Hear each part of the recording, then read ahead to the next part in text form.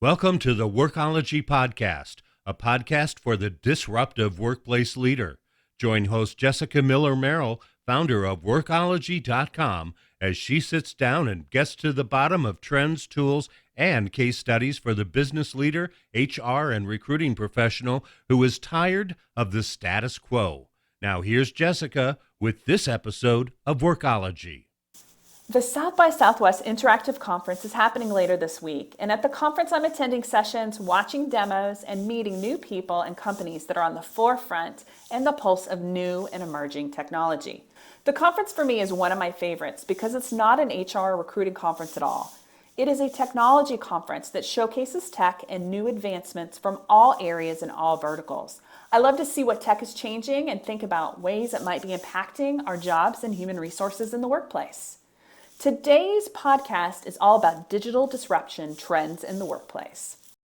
Today I'm joined with Jay Sammet. He is the independent vice chairman of digital reality for Deloitte and the best-selling author of Disrupt You, Master Personal Transformation, Seize Opportunity, and Thrive in the Era of Endless Innovation. Disrupt You has been translated into 6 languages. Jay, welcome to the Workology Podcast. Hey, thanks for having me. Can you talk to us a little bit about your background? Because it is very interesting how you got from where you started to being the vice chairman of digital reality for Deloitte. I've always been the guy looking at the next new thing. So when I started my career, there weren't jobs, so I created one for myself. And what I realized early on in the career, you either have to be the best at what you do or the only one doing it, because if you're the only one doing it by definition. So of the 3 revolutions that we've seen in technology, first the PC, then the web, and then mobile, I've started companies in each of these. I worked with Reid Hoffman on the launch of LinkedIn. I worked at the very beginning and created the first online auction, which everybody now knows as eBay. And I look around one day and you see that, dozens of friends have become billionaires and started multi-billion-dollar companies, and you realize we're not the brightest, didn't go to the right schools, didn't have access to money, but we looked at the world differently, and Disrupt You is about teaching people how to do that. And the very nature of employment, of a job, is completely different today than it was when I got into the business. And I think that's something that most people don't focus on. The idea that you're going to go get a job and 40 years later get a gold watch is not on the mind of a single millennial. So how do you recruit the best people? What are the new tools? How do you make a career in this world? That's what's fundamentally changing. You have worked in a lot of different areas, and you have a lot of different background with many different types of technology. Let's talk a little bit about some of the technologies you're working with now. So as it applies to HR, one of the biggest changes will be bots, chat bots. So welcome to Siri and Alexa at the workplace. And what I mean like that is I have a client right now that hires 20,000 new people a year. And most people never get a human interview. You look at a bunch of resumes, a certain number of people go into the top of that funnel of meeting somebody, and then they get their jobs. There's something flawed with that system. Studies have shown that humans are probably really bad at interviewing. And the few companies that have taken the time to look at a correlation between their interviewing skills and what ends up being a good, lasting employee, there's no correlation. So with this particular client, we're building a system using chatbots. So no one will get a human interview, but everyone will get an interview. Now, the chatbot may seem impersonal, but it does a number of things. It has no gender, race, ethnicity, accent bias. Software can also tell when people are being truthful. It also allows you to look at questions over time and see which questions were asked to which candidates that resulted in employees that joined the company, fit the culture, and thrive. So it may be more important to ask, do you have a dog, than what university did you attend? And this way you can then analyze over time and get better talent into your corporation. I love that because the hiring process is very subjective. People don't normally always follow the same interview script, and they do have these hidden biases that they might not even know about. We call it unconscious bias in human resources and recruiting. And so by using technology to conduct the interview, you're removing that, but then you're also using metrics and data to be able to back up those assumptions, because mostly in recruiting, we follow our gut. We have a gut feeling. We're like, this guy's going to be a great person. Let's go for that. This is no longer true. And there's a complete human bias, because what we like in our gut are people that are like us. And we're in specific roles and probably aren't the right personality for every job and every task. In straight engineering jobs, it's easier. In jobs where you can test people have been using onboarding tests for years. I remember I was interviewing to be CEO of a well-known company, and they wanted me to have a whole day psychological evaluation with, a psychologist. And I said, okay, this is unusual. And at the end of the whole thing, he looks down and says, your shoe's untied. And I go, okay. And he gets down on his knee and ties my shoes. And I'm like, is this part of the test? I had no idea why he was tying my shoe. So I think by having something that you can then share the results of what the software does, that you can show people that there's not that bias going into it, and more importantly, having transparency to the candidate. Everybody forgets that interviewing is an overwhelming process for people. Most aren't good at it, and if they're really good at it probably means because they're not keeping a job very long. So that's one technology that's changing. The next one is, which I'm spending a lot of time on in the onboarding process, is that first day or that first week at a new company is no different than your first day on campus at college. You don't know where the bathroom is. You don't know how to get IT to hook up your computer. You are a newbie with very little knowledge. And yet with augmented reality, you can have a path that shows you where to go get supplies. You can have a tutorial that really shows you around campus or the building. It's a wonderful way to impart knowledge, both when the people get there or if they want to learn some of it before they even arrive in the office. And I would say that the first 6 months of employment for a new hire is their most productive time. So by making them feel welcome, familiar, having a better understanding of kind of rules, processes, where the restroom is going to make that person feel so much more valued and comfortable and hopefully be able to perform better. And the next piece of technology is really how you're laying out where people work within the physical space. Because that's changing now as we have more and more virtual companies, virtual offices, where much of the work is being done at home or distant locations. So you really have to deal with that. And that's where you start looking at VR, virtual reality, jumps the distance of time and space and can put distant teams in the same room. So working with a major automotive manufacturer, that have people designing cars that are on different continents and have to collaborate. And obviously that wouldn't be possible standing around and sculpting a piece of clay, but they could in VR stand around and make changes to a full-scale auto. They can blow up in any particular part or feature. They can see it with different lightings at different times of day. And it's the same physical, emotional empathy that you would get being in a room and collaborating with someone.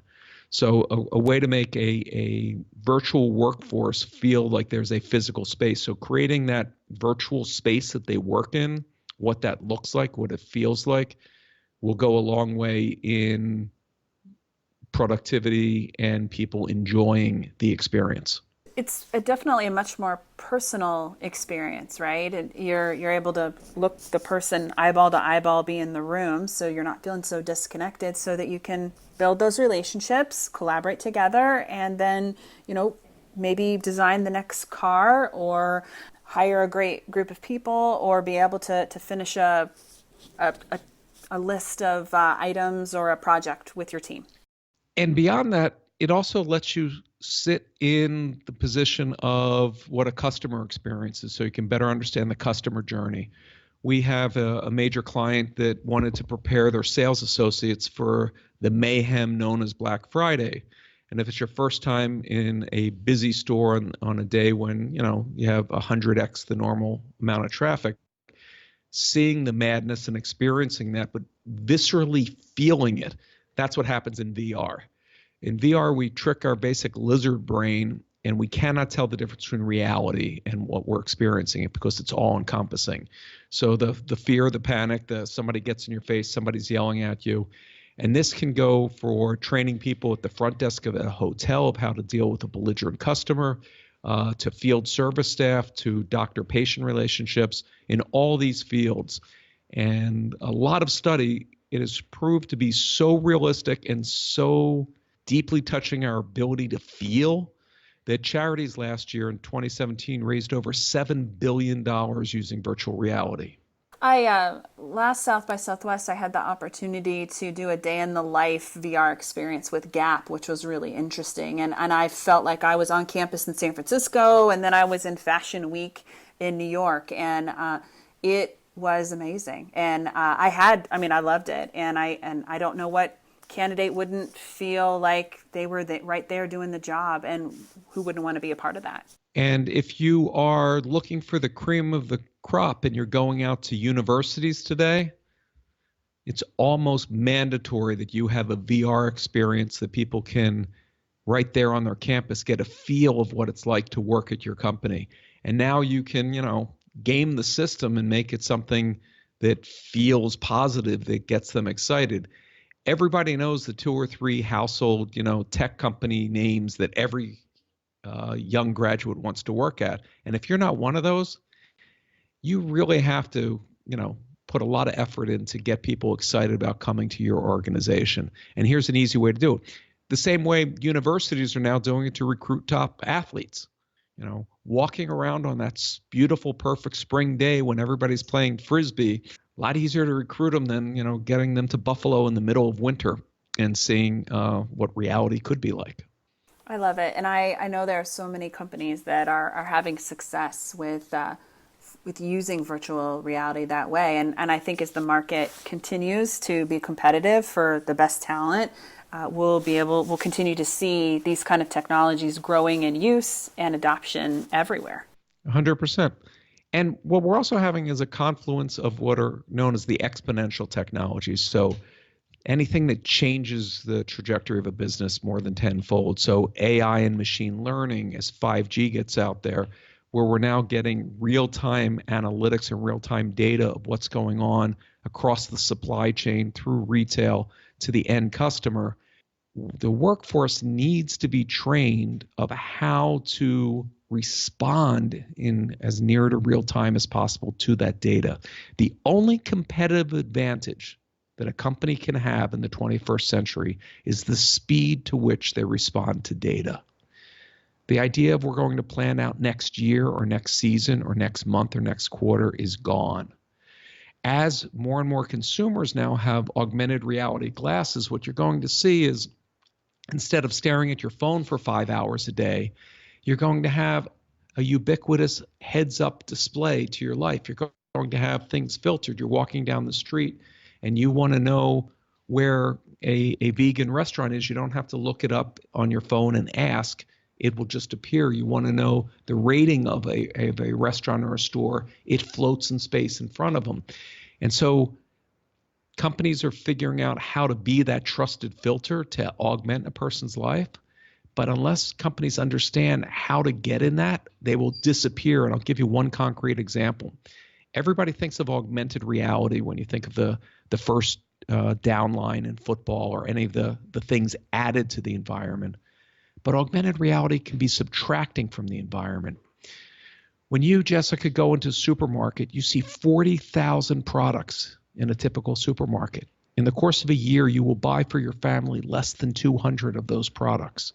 So there's a lot of noise. Every product was designed by excellent graphics and marketing research to jump off the shelf to the point where it is just a cacophony of noise.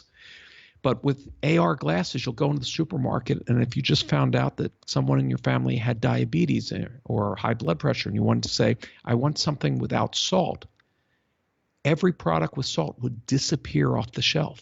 The shelves will look empty except for those things that you could buy, or vegan or halal or kosher or whatever the filter might be, or things Oprah recommends. So in that world, any company that isn't working to get that data and stay on top of that data will disappear from the shopping cart of the consumer. That's a pretty bold statement, disappear, because this is, I think for many listeners, could be really overwhelming. Like, I don't understand augmented reality or chatbots. We just got a hiring applicant tracking system in our workplace. How does HR and recruiting try to move their organization to be a little bit more disruptive with these technologies that you're talking about? Well, first, just as when no one thought that if I told you 10, 11 years ago that you'd be spending 5 hours a day staring at your phone, you'd probably ask me, are you telling me I'm going to have a stroke? Why would I stare at my phone? And now the average American does that. So apps have become obvious to us. So the best thing that you can do for your workforce is get them familiar in using these tools today. How are you using chatbots in the organization? How can people just ask questions when they're sitting at their desk and get an answer? Is that being worked on? What are you doing in AR to get people familiar with the possibilities of what your brand, your company can do? And these changes are going to happen very rapid. I'll give you my prediction. We're less than 2 years away of this being ubiquitous. So we know that 750 million people were willing to play Pokemon Go. So there were no instructions, no training. Nobody had to show how to do an AR game. But last year, across America, people bought 80 million pairs of glasses for over $100. And those glasses only came with one app, Focus. So if you now can have regular glasses, and I'll be showing at South by glasses that do so much more, that look like your normal reading glasses, but translate any sign into any language that you know how to read, or any other simple app like that, you'll buy those because they won't be that much more than regular prescription glasses. So this change is happening, over the next 2 years, and we're talking about $1 trillion industry. So I would think HR would want to expose their workforce to these changes and get that education disseminated instantly. Let's take a bit of a reset here. This is Jessica Miller-Merrill, the host of the Workology podcast. Today I'm talking with Jay Sammet on digital disruption trends that are shaping the future of human resources and recruiting. You can connect with Jay on Twitter at jsamit, JAYSAMIT. Let's get back to it. Another concern I think that many have, and when I first reached out to you over email, I wanted to talk about how augmented reality is a job killer, but there are a lot of individuals that I've spoken to or in articles that I've read that are making the statement that these technologies are going to be a jobs killer for everyone. What are your thoughts about that statement? So there's two sides to the coin. Over the next decade, the U.S. will lose 47% of all jobs. So most of what we think of as jobs can be automated, and anything that can be automated will. So many positions are disappearing. Now, we don't think twice about when it is the attendant at the garage that takes your payment and is replaced by a kiosk. We don't think about it when it's a truck driver is replaced by an autonomous vehicle. But you're now going to be talking about many of the functions in a corporation will be automated that haven't. On the flip side of that, having the expertise and the skill set as we go into this fourth transformation of digital reality will open up a whole lot of new jobs and a whole lot of new careers of people that are better at building these things, better at running these things. And we're not just talking about tech companies. So I'll give you another example of a client that we're working with. It is very expensive to train a fast food worker. Usually, for the past 100 years, the way that you train a worker is you have them shadow an existing worker, which means you're paying two people to do one job. Now you can put that person in VR. They can learn how to assemble the burger. They can learn the motor skills. They can have that already. And then when they go on the actual kitchen job, instead of just wearing protective eyewear, giving them an AR pair of glasses, using the earlier example, when somebody orders the cheeseburger with no cheese and you've made a cheeseburger 1,000 times and you're putting cheese on without even thinking twice about it, when you go to grab the slice of cheese from the cheese bin, there's no cheese. You can't grab something that you do not see. So it gets rid of errors. This is the same on the manufacturing floor. This is same with pick, pack, and ship. Almost half of a overnight package delivery person's day is spent looking for the package that they loaded in the back of their truck earlier that morning. With AR, the glasses will show you exactly where it is. You don't have to remember. So it's taking a lot of the knowledge, and that's one of the issues that companies and HR has dealt with. How do we train our people? And training has two classic flaws. One, by the time the materials are made, they're out of date. And two, no one has 100% comprehension.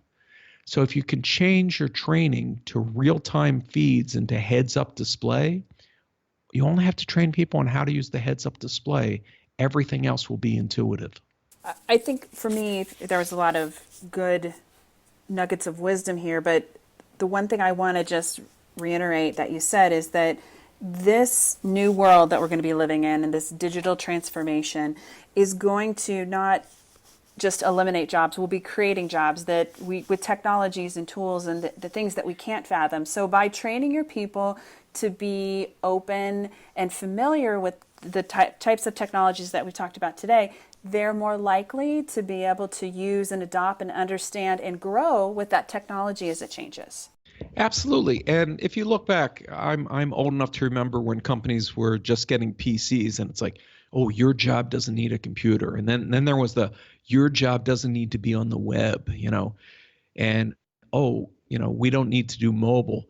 Right now, getting back to the fast food example, there's very few fast food chains that will not have an app to allow you to order before your car gets up to the window. Isn't that better than talking to a tin speaker that doesn't hear well, et cetera, et cetera? So we've seen this happen. What's different now is the pace of change. As I wrote in Disrupt You, we're in an era of endless innovation. So the flip side of that is if you're not innovating, if you're doing the same thing you did last year, you're basically writing and guaranteeing that you'll be one of those jobs that gets left behind. And I think one thing that I had heard in your TED Talk, it's the endless innovation can sometimes feel overwhelming, but you really need to love and be enthusiastic and passionate about what you do. Otherwise, you're not going to have your heart or your soul or your mind, and it's just going to be a paycheck and not necessarily something that is a part of a fulfilling life. Yeah, well, my classic line from my TED Talk was, are you living life or just paying bills until you die? And for too many people, that's the trap that they fell into. And when you look at today's workforce, they are looking less about what are they going to earn than are they going to find meaning in their work. And so if the purpose of life is to live a life of purpose, companies really have to recruit the best, explain their purpose, explain the value that they're adding to society by what they do. And most companies and most corporations add tremendous value to society. It just hasn't been at the forefront of what they're communicating. And so that becomes the new goal for HR is how do you get the core values of what makes your company special communicated by how your company does its actions. And that can be later translated into the marketing department and everybody else. But it starts with your sole differentiator is your human capital. Well, I want to thank you for taking the time to talk with us today. Tell us where your session is for South by and then where people can go to learn more about you and the book and all these things that you've shared with us today. So South by, I'm at the Fairmount on the 11th. Please come by. The session's called Augmented Reality, Job Killer or Economic Savior. Give you a little tip. It's Economic Savior. You can find more about me or Disrupt You at jsamet.com. You can follow me on social media. And if you go to jsamet.com, there's a 40-page free workbook so that you can start working on disrupting your life before you get Disrupt You, that you can just download and really start looking at the world through different eyes. Thank you so much for taking the time to talk with us today. I really enjoyed our conversation. Thanks, Jessica. Talking to Jay reminds us that the speed of change when it comes to technology is happening, and it's moving at an even faster pace every single day. We, as leaders, make a conscious choice to join the revolution and try our hand at these tools and technologies or resist them. I fear the latter choice, resistance, will push HR even further behind. We need to be the creators, the innovators, the game changers, and in my opinion, that starts with understanding the tech so that we can become the de facto workplace technology experts and leaders in our organization. We want to be the person everyone goes to talk about technology in order to work, partner, and collaborate with. Thank you for joining the Workology podcast, a podcast for the disruptive workplace leader who's tired of the status quo. This is Jessica Miller-Merrill, and until next time, you can visit workology.com to listen to all our previous podcast episodes. Production services for the Workology podcast with Jessica Miller-Merrill provided by TotalPicture.com.